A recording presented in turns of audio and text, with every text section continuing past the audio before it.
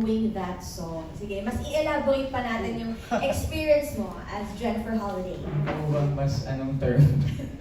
So, sobrang hirap po. Sobrang hirap. To the point na iniisip na talaga namin kung paano namin ipapahinga yung boses after yung every rehearsal. Kasi yun po yung delikado.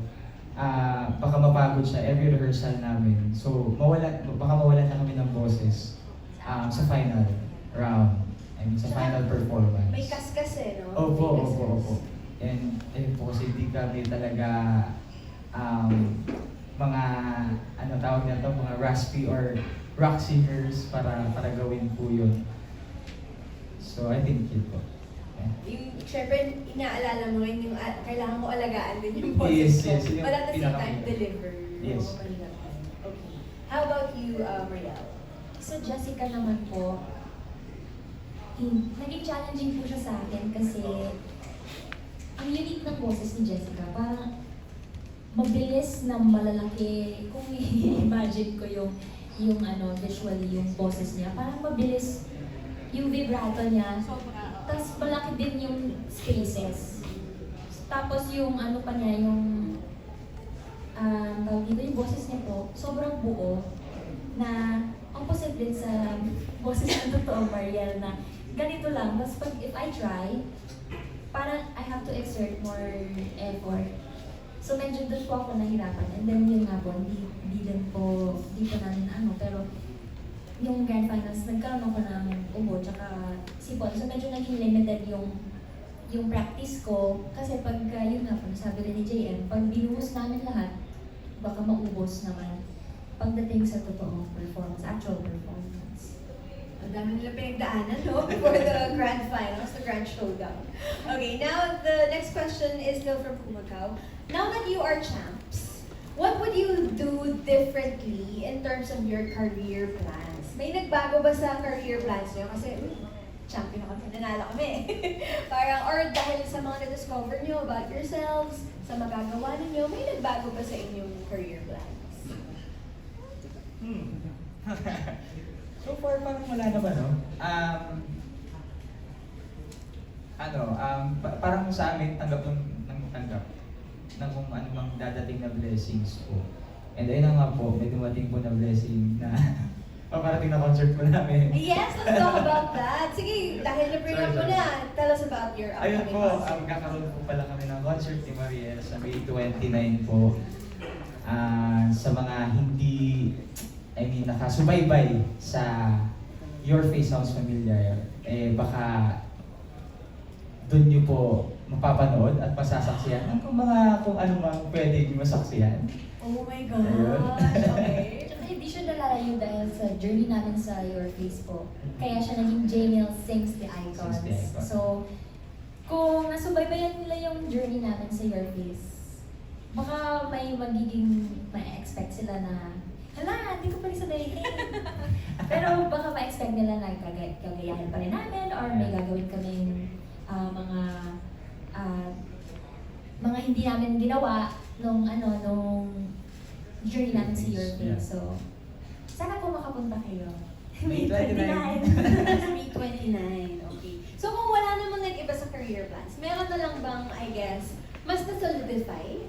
Like, after yung nakita kung gaano kayong minahal ng mga tao as a duo sa Your Face Sounds Familiar, parang mas tumibay pa ang Jamiel na, ikaw talaga nasa tamang career path ako.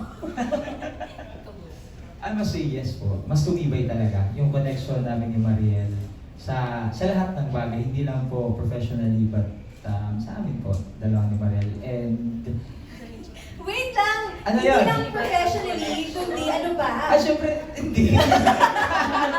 Yung connection namin ni Mariel, of course. Kasi yun yung importante kasi talaga, paano kayo mag-work kung hindi kayo okay. Diba? Ng taong trabaho mo. So, ay, dyan. Ang daming nagulat sa sinabi mo. Okay. Hindi naman. And, siguro po, mas nakita namin na dumadami din yung supporters namin. Ayun, sa mga Jamiels po, hello po sa inyo lahat. Salamat po sa inyo.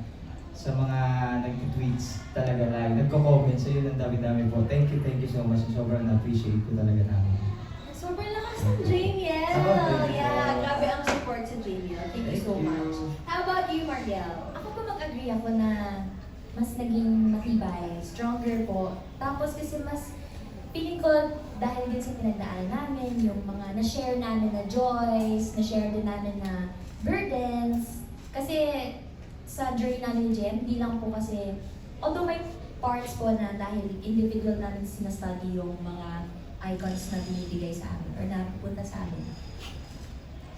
Nagtutulungan po kami kasi sinasabi namin lagi sa interviews na kunwari pag naririnig niya na kulang pa yung pagiging example lang si Ariana.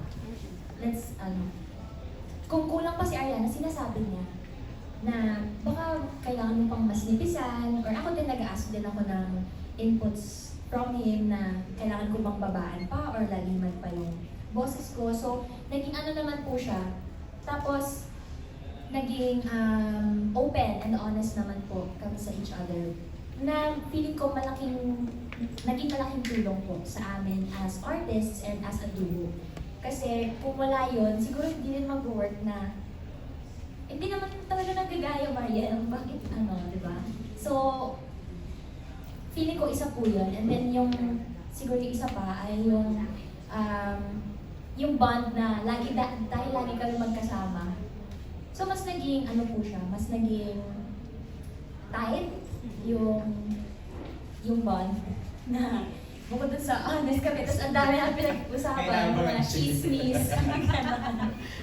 Ayun. Siyempre, iba rin talaga yung pinagdaanan nyo, may shared experiences nga kayo together. So, iba yung impact nun sa inyo. Tsaka ang ganda lang na-mention mo na mas open and mas honest kayo ngayon. Kasi, kung ibang tao yung magsabi sa inyo, hindi kayo sure ano ba yung intention ng tao na to sa akin, baka hindi mabuti. Pero pag sa inyo nang galing, alam nyo sa ikabubuti ng performance nyo, so maniniwala talaga kayo. May maaasahan kayong totoong comment and totoong feedback. No? Yeah. So, thank you for that. May shout out lang namin from YouTube and Facebook, may mga comments sa kinikilig po kami! Alam niyo dito rin sa Dolphy Theater, kinikilig kami. Keep your comments coming, guys. Thank you. Okay, now let's go to the questions of Cinema 1. For JM, actually pareho pala kayo, JM and Mariel. What did you discover about yourself throughout your Face Sounds Familiar journey? Na-discover, na kaya po pala namin manggaya talaga. Na pwede po pala namin ibahin yung... Though, iniisip po namin na may mga icons na nagagaya po kami dati na hanggang dun lang. Pero hindi to the point na ganito ka grabe. So parang dun kami dun kami na surprise na kaya pala natin. Saan ka pinaka na-surprise na? Uy, kaya mo pa na to. Ayun talaga, yung po talaga, yung Alpha I'm ba? telling you. Ay, hindi, I'm Yun po telling talaga you. po. Oo. Kasi yung sa Alpha ba naman po, medyo nasi-stretch lang yung voice. Kasi mataas po. Yeah. Pero itong sa And I Am Telling You, yung raspiness, yung Yes. growl, yun po talaga yung hirap kami na nagawin. So, ayun. Tsaka yung mannerisms niya, ang Ay, hirap. yes po, yes po. Oo. Although I think better sa guy kasi matigas di ba? Hindi siya yung malambot na Yeah. girl. Oo. Talagang strong siya Oo. Pero ang hirap pa rin. Parang Ikaw kaya, ano yung mga self-discoveries mo sa your face?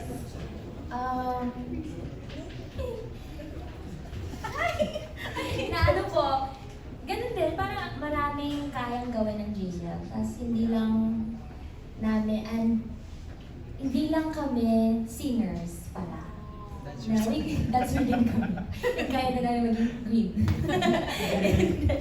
Pero yun po, mas na-discover ko rin na parang mas na-emphasize, kumbaga, na every chance na every critic ay may chance to improve, na hindi din always nananalo. Kasi sa Your Face, diba po, every week, different winners. So,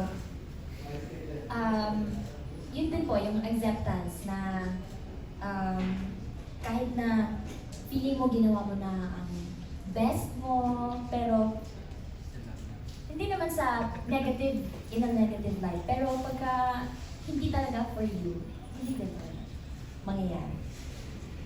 Kasi dagdag ko lang po, aminin namin, naging competitive din Oo, talaga very kami. At competitive first po, kami. at first. Pero nung habang umaano na siya, lumalarga na yung your face, parang natanggap namin na, this is not just for competition, for fun, and for the camaraderie, yung sa family po talaga. Yun. Kasi nakakalimutan na namin po mag-enjoy Oo. kasi binububog namin yung sarili namin sa music, sa pag-study, gano'n. Tapos nakakalimutan namin na, nga pala, we're here to also discover more about ourselves, na kaya ba namin to, ganito. Pero mas nangibabaw yung pressure. Dumating sa point na mas nangibabaw yung pressure.